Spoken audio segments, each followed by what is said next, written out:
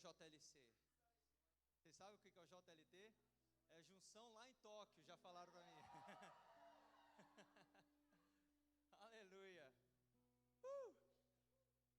Eu tenho uma mensagem para compartilhar com vocês. Eu creio que vocês já abriram em Mateus capítulo 5, versículo 14. Mateus 5, versículo 14. Diz assim: vós sois a luz do mundo. Não se pode esconder a cidade edificada sobre um monte, nem se acende uma candeia para colocá-la debaixo do alqueire, mas no velador, e alumia a todos os que se encontram na casa. Assim, brilhe também a vossa luz diante dos homens, para que vejam as vossas boas obras e glorifiquem a vosso Pai que está nos céus. Aleluia. Nós somos a luz do mundo. Vocês são a luz do mundo. Amém. Ele disse que a luz do mundo, essa luz é como a cidade fortificada. Você não esconde ela na montanha. Eu moro numa região onde é cheia de montanhas. É maravilhoso, é lindo. E a Manache, por onde quer que eu olhe, é no meio do vale, por onde quer que eu olhar, eu vou ver montanhas. E tem um ponto que eu gosto de subir nessas montanhas, bem alto. É um lugar muito lindo. Para mim é um dos lugares mais lindos de Amanache. É um lago. E às vezes eu vou com alguns amigos ali, e uma amiga nos levou e nos mostrou um ponto dessa montanha onde a gente podia ver toda a cidade, as nossas cidades, tudo iluminado, aquela luz brilhando no meio do vale. Amém? E ele também fala sobre a luz que você não vai pegar e esconder, talvez no alqueire ou numa bolsa ou debaixo da cama. Não, ela serve para iluminar a casa. Ela tem uma função, ela tem um propósito. Mas eu acho interessante essa comparação, porque quando ele fala da cidade fortificada, ele está falando de uma luz forte. É possível você esconder uma luz forte, intensa, como de uma cidade fortificada? Não. Amém?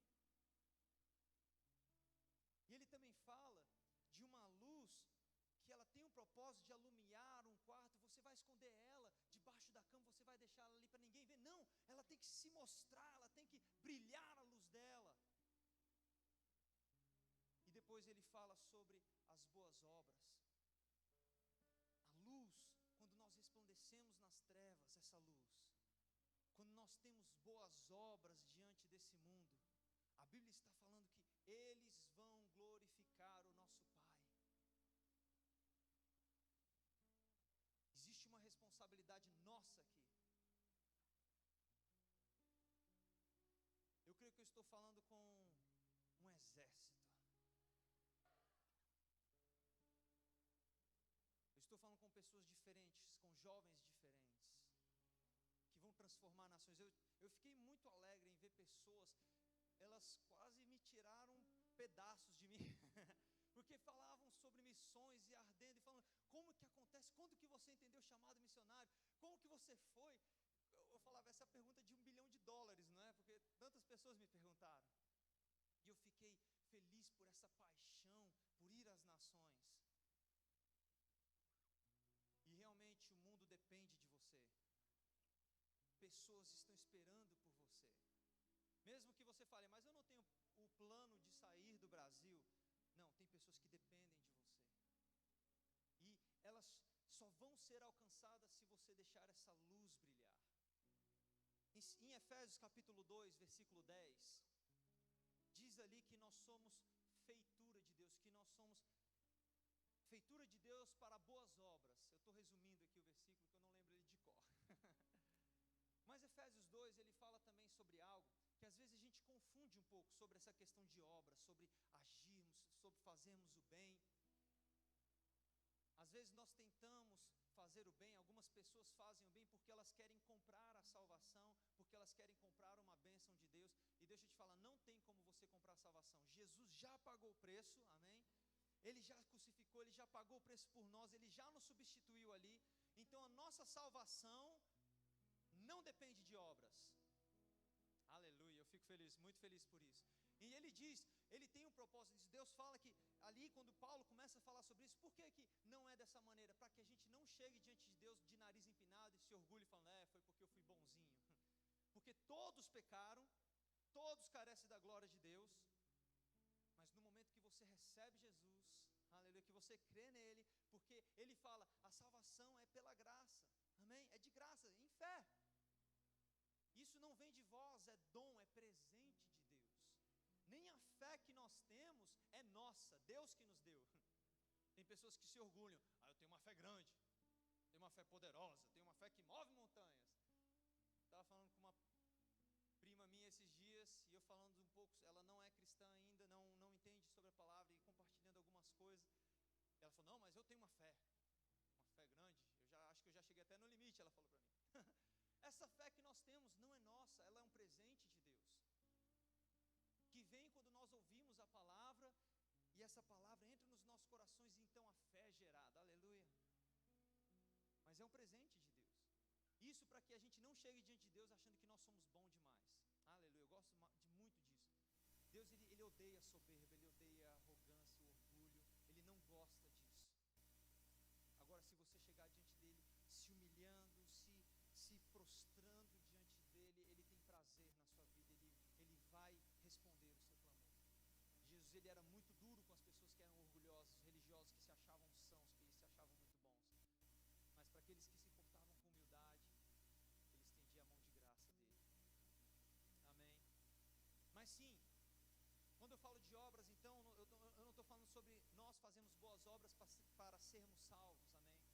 Mas lá em Efésios 2 ainda, esse mesmo capítulo, ele fala que nós fomos criados para boas obras em Cristo Jesus.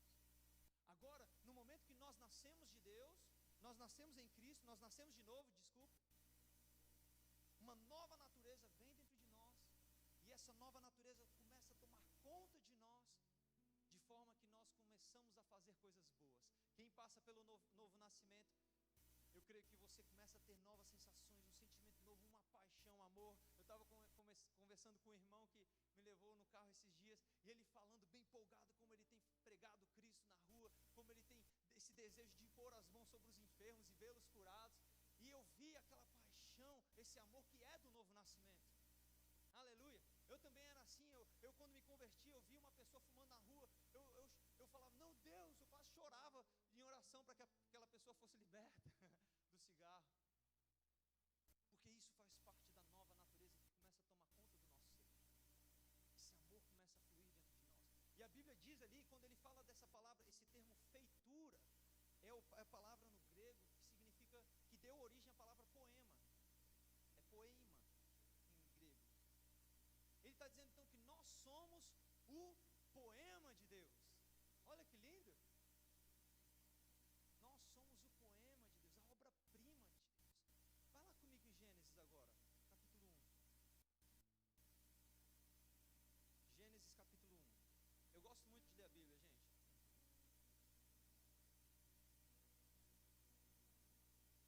Amém? Gênesis capítulo 1, versículo 1. É fácil demais de abrir essa passagem, eu posso já ler, não posso? Gênesis 1 diz assim: no princípio criou Deus os céus e a terra. A terra, porém, estava sem forma e vazia. Havia trevas sobre a face do abismo, e o Espírito de Deus pairava por sobre as águas. Disse Deus: haja luz, e houve luz. Aleluia, até aqui. Então a gente vê que Deus, ele começa a criação das coisas. E quando ele fala aqui que a terra estava sem forma e vazia, esse sem forma, por exemplo, se você for estudar lá no original e tudo mais, você vai ver que ele estava dizendo que a terra estava um caos. A terra estava um caos, a terra estava em trevas, e o Espírito Santo pairava por sobre as águas. E a terra em trevas, em caos. Mas no momento que Deus disse: haja luz, algo começou a acontecer. O Espírito Santo começou a entrar em ação. O Espírito Santo estava lá parado. Deus falou, e no momento que Deus fala, o Espírito Santo começa a entrar em operação. Haja luz e houve luz. Eu quero que você entenda uma coisa aqui. Que luz é essa? Essa luz? É essa luz que ilumina? Porque se você for ver lá no versículo 14, se eu não me engano, Deus fala sobre a criação dos luzeiros. Ele fala: haja luzeiros, lá sol, lua e tudo mais, para que ilumine o dia e haja noite e dia, amém? Que luz é essa então, se ele está criando lá no versículo 14, novas luzes? 1 João vai falar que Deus é luz, e nele não há treva alguma. Você está me entendendo? Você está me acompanhando? Você não está viajando na maionese não, não é? Amém? Quando Deus começa a criar as coisas, Ele começa a criar a terra, o universo. Ele é como um artista. Ele está escrevendo aquele poema, ele está pintando um quadro, ele está esculpindo uma escultura. Se você percebe um artista, quando ele está compondo as suas canções, ele está se colocando naquilo, ele está colocando quem ele é naquela criação. Deus, enquanto criava todas as coisas, ele estava se colocando na criação. Ele começou a fazer tudo com luz, com a própria natureza dele. Ele é luz e nele não há trevas alguma. E agora Jesus chega e fala para nós: vocês são a luz do mundo. Vocês têm a natureza de Deus. Essa mesma natureza que Deus começou a criar as coisas e começou a colocar no mundo, na criação, ela está dentro de nós hoje. Aleluia. Amém. Eu acho tão lindo como Deus criou todas as coisas. Eu acho tão lindo a criação dos povos. Eu vivo no Japão, e para mim eu sou apaixonado por aquele povo. Eu acho eles a coisa mais linda do mundo, aqueles olhinhos puxados, daquele tamanhozinho que geralmente eles são. Eu fico bolado quando alguém chega para mim e fala que eles são feios. Eu fico bolado mesmo. Não vem falar do meu povo. Eu acho tão lindo. Eu fui para o Camboja e eu vi aquele povo tão lindo, com a pele mais moreninha, os olhinhos puxados também. Eu passei por alguns países, passei pelo Arábia Saudita, pela capital, só numa escala, e vi povos de diversas nações, indianos, aquelas roupas, aquelas culturas, aquelas mulheres com aquele símbolo na testa, vermelho, aqueles olhão, cara, que coisa linda como Deus criou. Deus é um artista. Ele criou cada um de nós com características, com uma natureza, com uma peculiaridade. Ele fez uma arte de nós. Mas muitas vezes nós estamos olhando isso e nos comparando uns aos outros. Nós estamos olhando o que o mundo tem pregado, uma arte que é corrompida no mundo, e nós temos nos escondido debaixo da cama. Ou então somos uma cidade fortificada com o poder de transformar nações, mas estamos tentando nos esconder no meio das montanhas. Pode acontecer isso? Não dá. Nós somos a luz do mundo. Deus te criou dessa maneira, com essas características, com essa personalidade, porque é assim que você vai resplandecer a luz dele. Talvez um fale mais rápido, talvez o outro fale bem devagar. Talvez um seja enorme e o outro seja mais baixo. Mas Deus te criou com uma potência tão grande que não tem como você se esconder. Não tem como você fugir. Ele vai te pegar, ele vai atrás de você. Existem pessoas que dependem de você. Amém? Infelizmente o diabo sabe desse poder que você tem dentro de si. Ele sabe que você pode transformar nações. Você, eu não estou falando como igreja, corpo de Cristo, estou falando você como indivíduo. E às vezes você está fugindo, você está com medo, você está se comparando com o mundo, desencorajado talvez, porque as pessoas disseram isso e aquilo de você no passado. Não, é só para aquele tipo de pessoa que é assim que Deus age. Não, é porque ele é bonitão lá, ela é bonitona, ela tira foto, tem 1000 curtidas no Instagram. Para com isso, você foi criado de uma forma especial. E você vai tocar vidas, só você vai tocar essas vidas, do jeito que você é. Eu não vou tocar essas vidas que você vai tocar. Mas o diabo sabe disso, desse poder, dessa luz que está dentro de você. Lá em Provérbios capítulo 20, versículo 27, eu não vou abrir, diz que o espírito do homem é a lâmpada do Senhor, que esquadrinha o mais íntimo do seu ser. É ali que Deus comunica as coisas, é no coração, é no espírito. Ali Ele transmite a luz dEle, Ele transmite a vontade dEle, é no seu coração. E o que o diabo tem tentado fazer? Apagar essa luz. Vai comigo lá em Mateus ainda, Mateus capítulo 6 agora.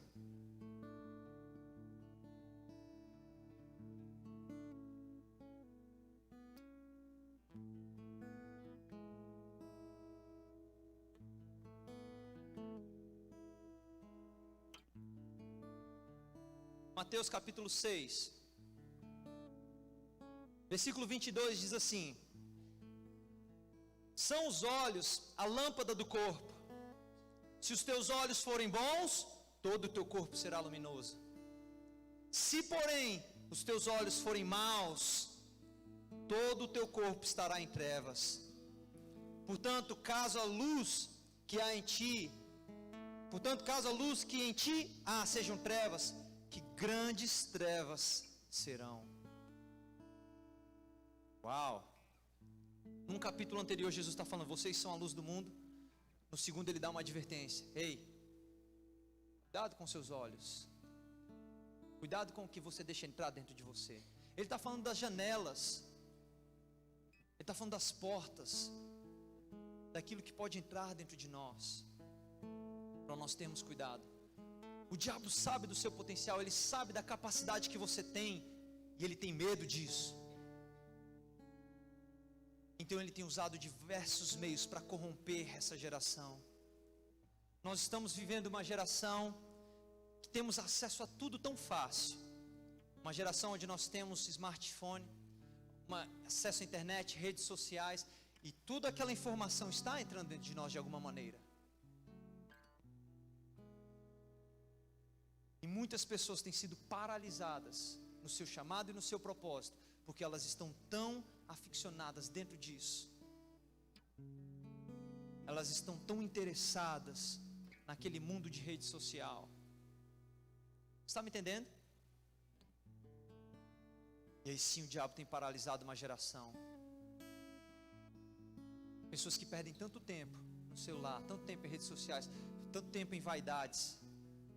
Tirar uma fotinha para ter várias curtidas, para mostrar uma coisa que elas não são. Eles colocam uma coisa na rede social simplesmente para atrair olhares, mas elas não colocam aquilo que é do dia a dia dela, aquela bagaceira que elas vivem. Só coloca coisa boa lá.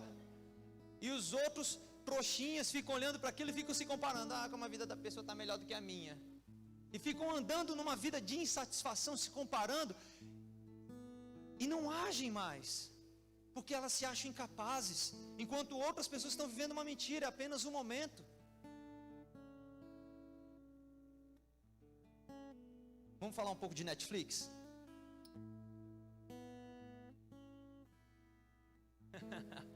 Eu gosto muito de Netflix, eu gosto muito de seriados, acho muito legal. Ultimamente eu não tenho tido tempo, mas gosto de assistir os seriados da Marvel. É muito bacana, é legal. Mas você tem que ser inteligente, pelo amor de Deus. Existe uma mensagem sendo passada ali. E nós temos visto cada vez mais jovens, eu estou falando de jovens dentro da igreja, que têm tentado se assemelhar àqueles seriados, aquilo que o seriado tem pregado. Entende? Colocado seus olhos naquilo. Nós sabemos que existe uma mensagem que o mundo está pregando hoje, de que tudo é permitido. Jovens sem identidade. Você escolhe sua identidade, porque você não sabe quem você é mesmo. Segue os outros aí, a modinha que está agora, que a gente beija aqui, beija acolá. Beija barbudo com barbudo. Desculpa, Deus ama todos nós, amém? Mas existe uma mensagem sendo pregada. A gente tem que ter consciência, discernimento daquilo que tem sido falado. A gente tem que trazer um equilíbrio dessas coisas, porque isso tem paralisado tantas pessoas. Pessoas que têm namorado como o Netflix tem namorado. Qual é a mensagem do Netflix? Eu assisti uma série uns tempos atrás que eu falei, caramba, fui para ver o pessoal da década de 90, mas não era bem assim a década de 90. Eu fui para ver como é que era, que eles estavam falando que seria a década de 90, aquela coisa e tal, e mostrando adolescentes com 13 anos de idade, perdendo a virgindade, aquela coisa. Não, é normal. E conversa com os pais, todo mundo, legal, todo mundo faz. Tá quieto, eu vou ficar por aqui por trás, porque aí se tacar alguma coisa, Xavier, me ajude, me proteja depois. Irmãos, há um potencial tão grande dentro de nós. Eu quero que a gente abra lá em Efésios. Eu estou para finalizar. Amanhã tem mais, amém?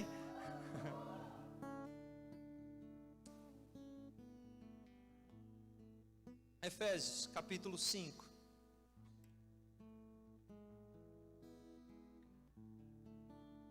Vocês abriram?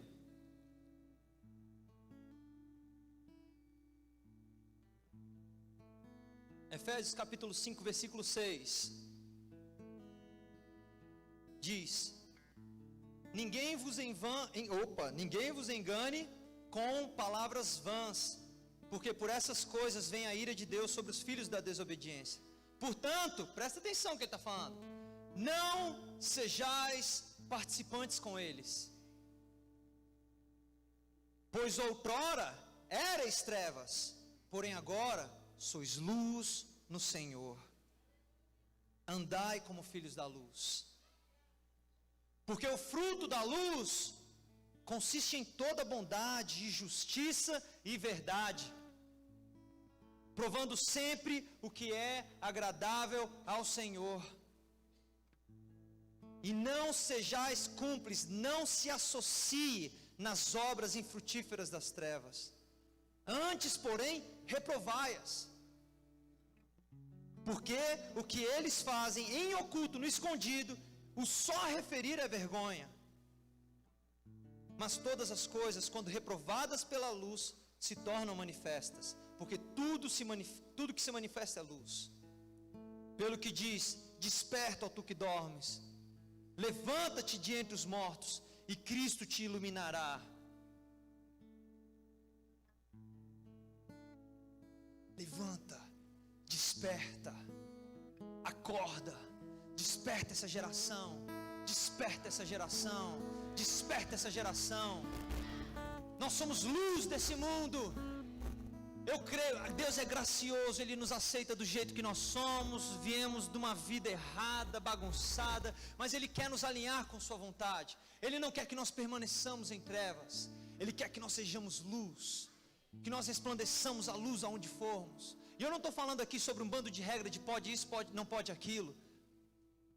Eu estou falando de você viver essa luz que está dentro de você. Essa luz vai te guiar e vai te dizer o que é certo e o que é errado. Essa luz é a resposta daquilo que muitos me perguntaram: como é que eu sei sobre o meu chamado? Como é que eu sei quando que eu vou? Essa luz vai trazer a direção para você. Ele fala, continuando, versículo 15: portanto, vede prudentemente como andais, não como idiotas, e sim como sábios, remindo o tempo, porque os dias são maus. Por esta razão, não vos tornei insensatos, mas procurai compreender qual a vontade do Senhor. E não vos embriagueis com vinho, no qual há dissolução, mas enchei-vos do Espírito, falando entre vós com salmos, entoando e louvando de coração ao Senhor, com hinos e cânticos espirituais, dando sempre graças por tudo a nosso Deus e Pai, em nome do Senhor Jesus Cristo, sujeitando-vos uns aos outros no temor de Cristo. Encha-se do Espírito, encha-se do Espírito. Quer conhecer a vontade de Deus? Se encha do Espírito, se encha do Espírito. Quer saber o tempo certo de ir? Se encha do Espírito. Paulo e Barnabé, eles estavam reunidos junto com os outros mestres e profetas, no mesmo lugar, ministrando ao Senhor, se enchendo do Espírito, até o momento que o Espírito Santo falou: ei, separe eles, porque eu tenho uma obra grande para eles, eu vou os enviar. Se encha do Espírito, se encha do Espírito, ao ponto de onde você passar, você seja como Pedro, a sua sombra curar enfermos. Se encha do Espírito, se encha do Espírito, ao ponto de as pessoas olharem para você e falar: você é diferente, cara, tem alguma coisa, eu não sei explicar, tem alguma coisa fluindo de você. Por que você não fala palavrão? Por que você não, quando a gente começa a contar umas piadas aqui, você se mantém? Por que é isso? Que coisa é essa? Você não parece que é um ET? Por que você é diferente de todo mundo? Aí vai ser o momento que você vai entrar, resplandecer a luz, libertar os cativos das trevas. Mas nós só vamos poder libertá-los se nós formos luz, se nós vivermos essa luz, se nós cremos nisso de fato, não como uma empolgação, não como uma empolgação. Estamos precisando de pessoas que cantem essa última canção com entendimento, com consciência. Estou deixando meus pais, estou queimando os carros. É uma música que é uma bagaceira toda ali. Estou deixando tudo para te seguir. Não é apenas uma canção, tem que ser uma vida. As pessoas falam para mim, chegam: o missionário tem que fazer aquilo, o missionário larga aquilo. Meu Deus, todos nós somos chamados para sermos missionários. Todos nós somos chamados para sermos cristãos autênticos.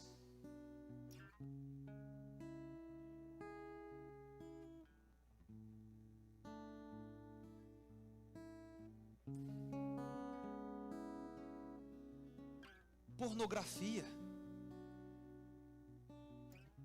Vamos falar sobre pornografia um pouquinho. Cara, como é que crente pode ver pornografia? Ou como que você pode deixar os seus olhos verem seriados onde pessoas estão fazendo sexo ali, bagunçado?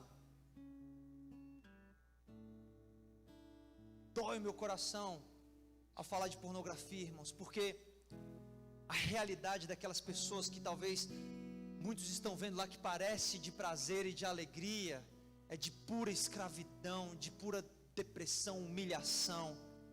Nenhuma mulher quer se sujeitar àquilo ali, ser exposta daquela maneira. Tantas pessoas que são traficadas sexualmente para satisfazer prazeres de pessoas. Lá no Camboja, meninas de 10 anos, 11 anos são traficadas. Os pais vendem, viram prostitutas e ficam escravas daquilo. Por que você vai ter atração a essas coisas? Por que você vai buscar um prazer nessas coisas? Por que você vai tentar imitar essas coisas? Se isso são vidas, pessoas corrompidas, escravas em trevas, sofrendo e pedindo um clamor, salvação, libertação. Nós somos a resposta para salvar essas pessoas. Eu quero trazer esse despertar, porque o Japão é um país que mais financia pornografia. Eu gosto muito de mangá e anime, mas tem muitos que são muito indecentes. Mesma coisa com os filmes, com as novelas, com tudo isso. As pessoas estão sofrendo, estão chorando, estão sangrando. Elas precisam da luz em nós. Não de nós nos envolvermos com elas e sermos participantes com elas. Não, de nós chegarmos e resgatarmos elas. Você está disposto a isso? Amém? Aleluia. Amém. Será que a gente pode cantar só um pouquinho então aquela música? Você pode se colocar de pé? Vamos cantar com entendimento. Aleluia. Vamos transformar o mundo, mas que isso não seja uma empolgação, que isso não seja apenas um oba-oba. Meu pastor, quando eu fui enviado ao Japão, ele perguntou assim para mim, ele falou: isso não é um oba-oba não é? Tem tantas pessoas que falam: não, tem um chamado, mas é só oba-oba. Não é uma brincadeira, irmãos, é algo sério. Pessoas estão morrendo, pessoas estão sofrendo. Nós vemos pessoas todos os dias perto de nós. Quem vai resgatá-las? Nós, amém?